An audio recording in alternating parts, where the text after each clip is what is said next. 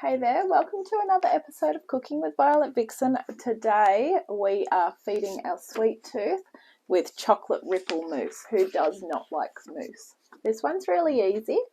We only have 4 ingredients. There's a few steps to it, but they're all really easy. So come on in and I'll show you what we need. Okay, so this recipe serves 6.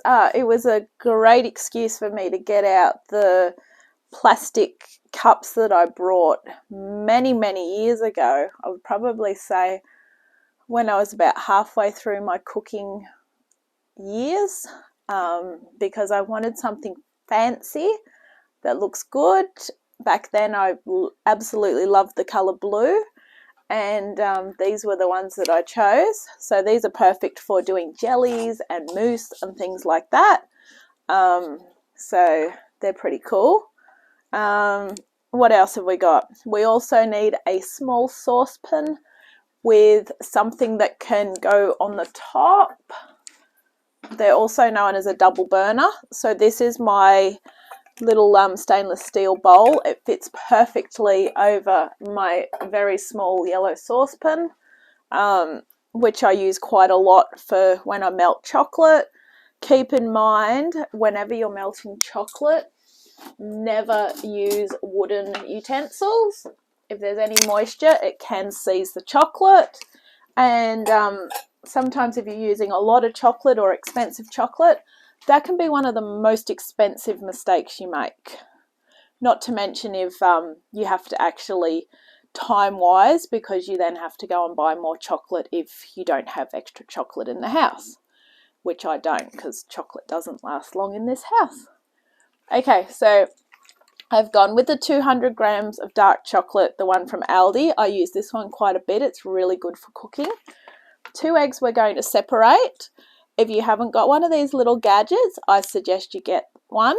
It's called an egg separator. You want a cup to separate them. Put the whites in a small jug and put your yolks in another jug. I had to pop into Kmart the other day, so I ended up buying some new jugs because I'm fed up of never having a 3/4 cup, so I brought a whole pile of cups with 3/4 of them. We also need 1/4 cup of almond meal. I keep almond meal in the fridge predominantly, but when I did a pantry clean, I found out that it had this really cool flour jar, and I thought I had flour in it, but I found a packet of almond meal in it.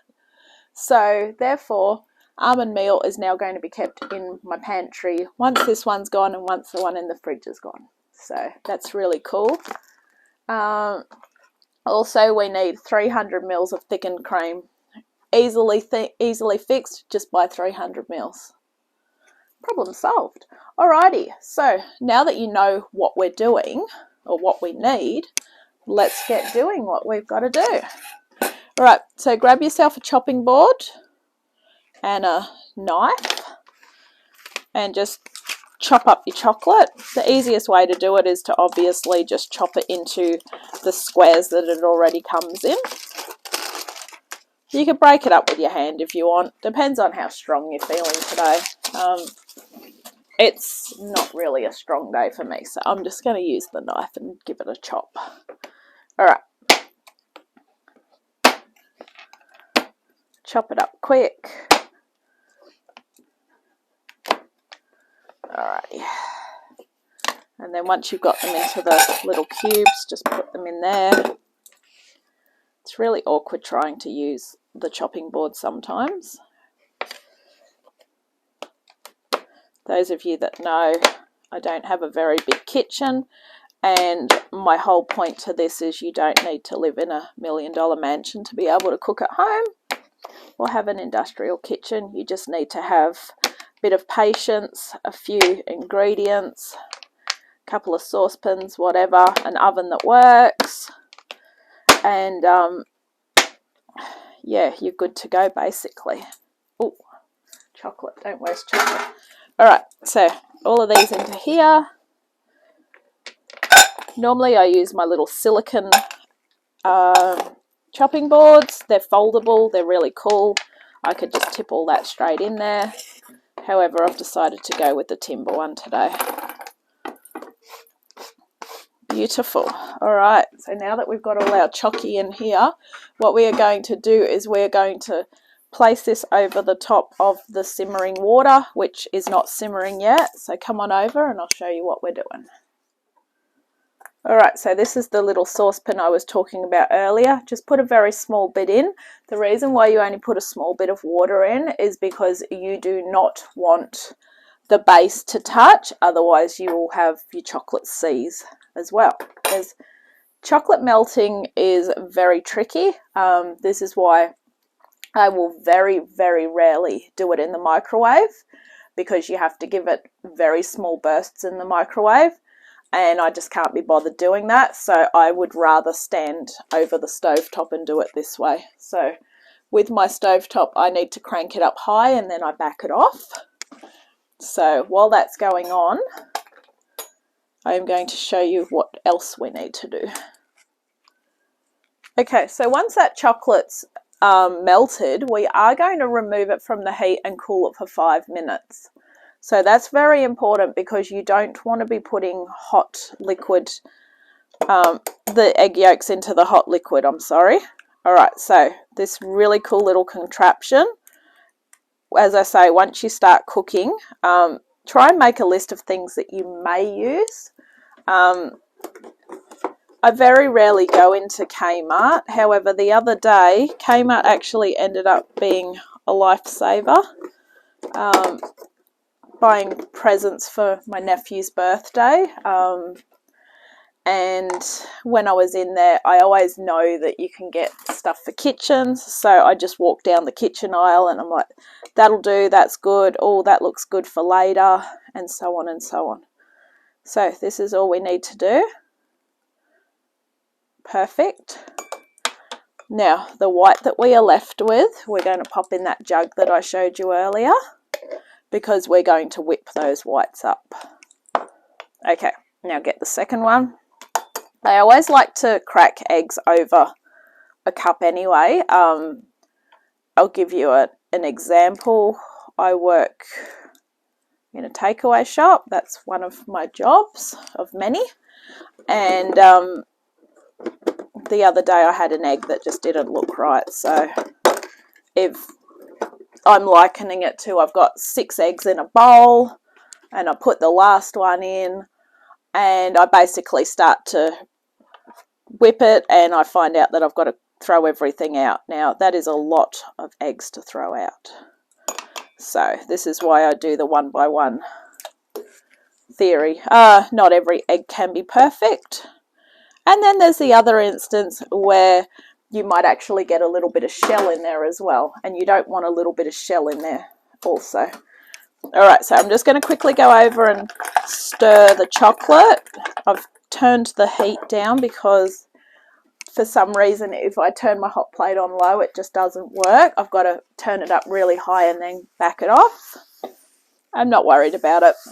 As I say, you don't need $1 million kitchen to be able to cook. You just need to know your equipment.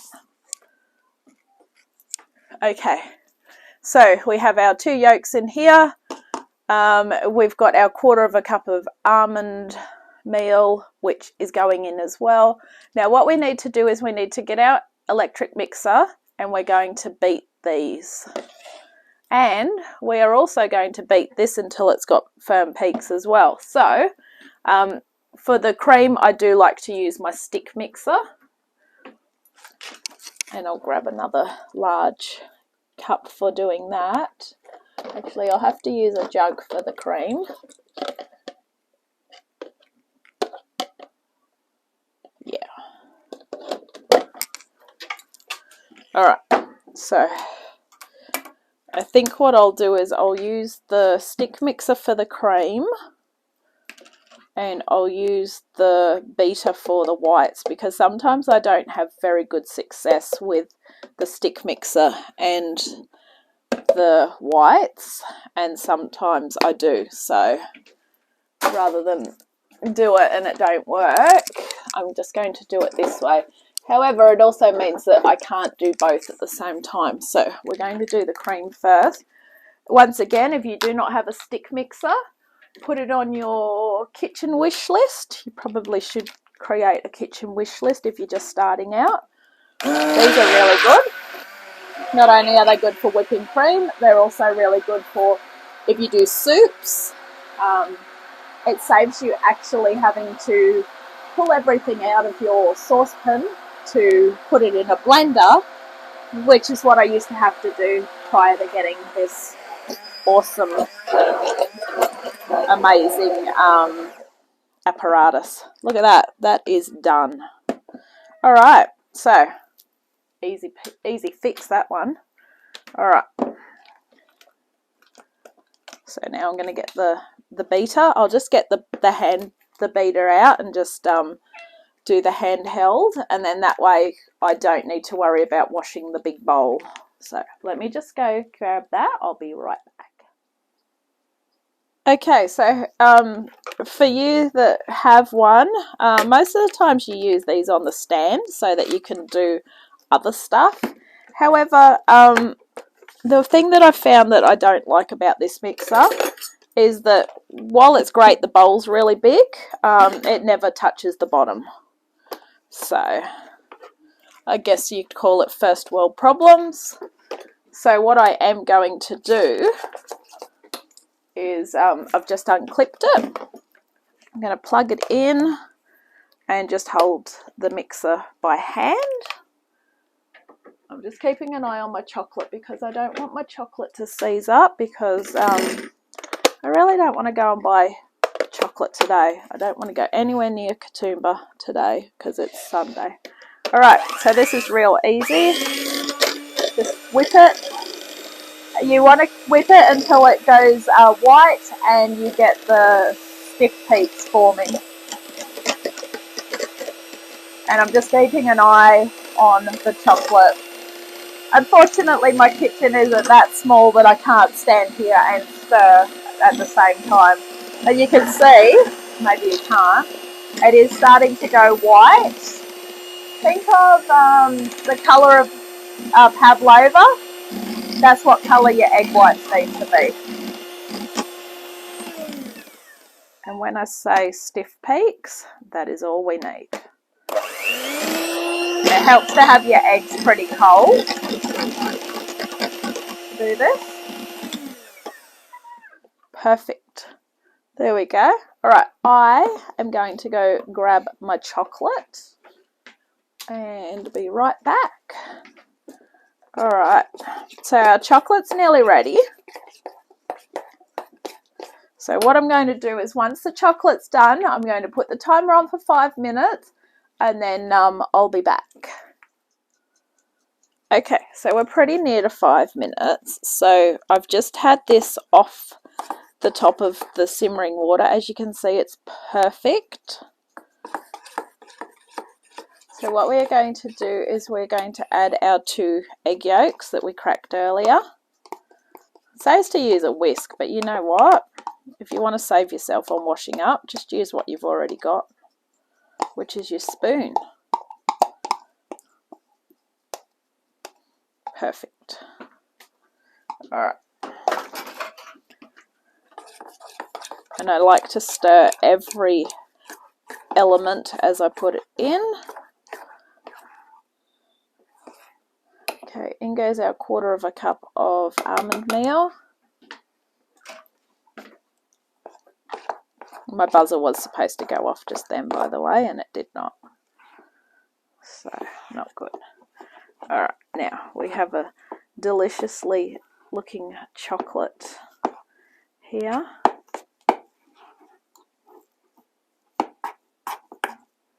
Looks very reminiscent of a chocolate frosting, but it is not. Alright. Beat egg whites, which we have done. We are going to put these into here now. Just do a little bit and then mix and then do the rest. The reason why you separate your eggs to put into some recipes is because it actually makes it lighter and fluffier. As you can see, we are getting our consistency back. And while they've been standing, you can start to see that some of the peaks have decided to unpeak, if that's such a word. If it's not, I just made up a new word. Alright. Not the best size bowl, but given the fact that you're probably used to seeing me do everything in a white bowl, this might be a pleasant surprise. Alright, perfect. Look at us go. You want this really well mixed.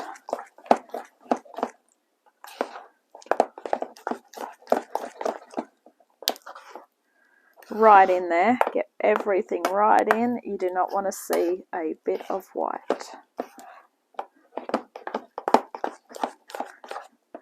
Perfect. Now the last thing we're going to do is add the cream and swirl through to make a rippled effect.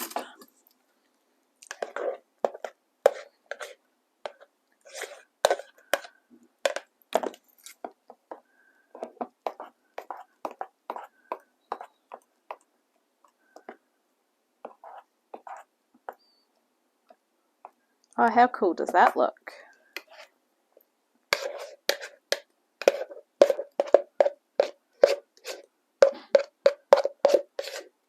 Now, I don't know if a lot of you know, because maybe if you follow my other Instagram account, I have got 2 cats.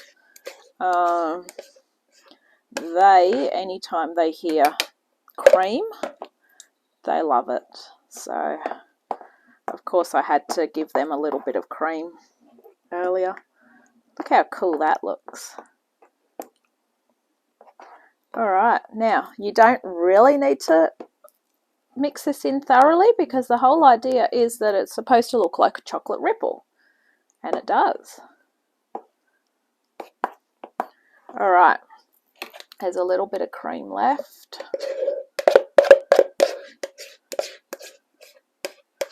Okay, so now what we do, that was hardly worth the effort, but anyway, now what we do is we bring over a big spoon and our cute little glasses. Looking at these remind me of when I did buy them, because as I said, I brought them for doing desserts because they're really cool and cute. And it reminds me of when I was watching the last season of MasterChef, and they was talking about nostalgic things. This is one of those nostalgic things, because I loved making my desserts in these cups. Alright, so you want about a spoon in each one. These need to chill for about 3 hours. Now the good thing with this is I am going out soon, so the whole reason for me doing these early is so I can actually have one for my dessert tonight.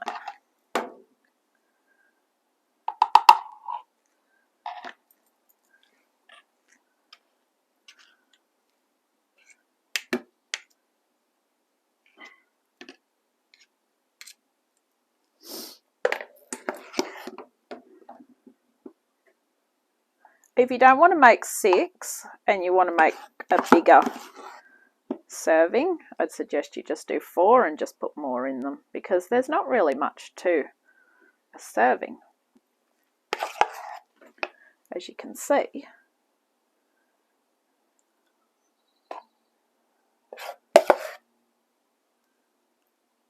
The best part about making a chocolatey dessert is the bowl at the end.